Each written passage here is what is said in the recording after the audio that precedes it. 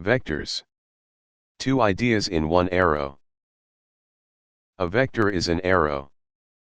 It has a magnitude, how long it is, and it has a direction, where it points. That's the whole idea. Change either one, and you've got a different vector. To write a vector down, we measure how far it travels along each axis. 4 along x, 2 along y, 4 along z. Stack those together and you get the vector's components. 4, 2, 4, 3 numbers, 1 arrow. So how long is it? Square each component, add them, and take the square root. 16 plus 4 plus 16 is 36. The root of that is 6.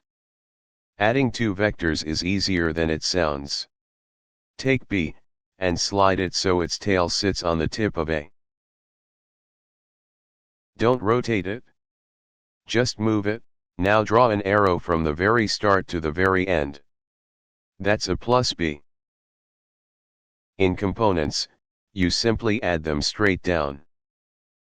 Multiplying by a number stretches or squashes the arrow. Double it, and it's twice as long, pointing exactly the same way. Halve it, and it shrinks. Multiply by -1, and it flips. Same line, opposite direction. Sometimes you only care about the direction, not the length. So divide the vector by its own magnitude. Our vector had length 6, so every component gets divided by 6. What's left is a unit vector. Same direction, length exactly 1. Magnitude, direction, components. Get those 3, and vectors stop being symbols and start being pictures.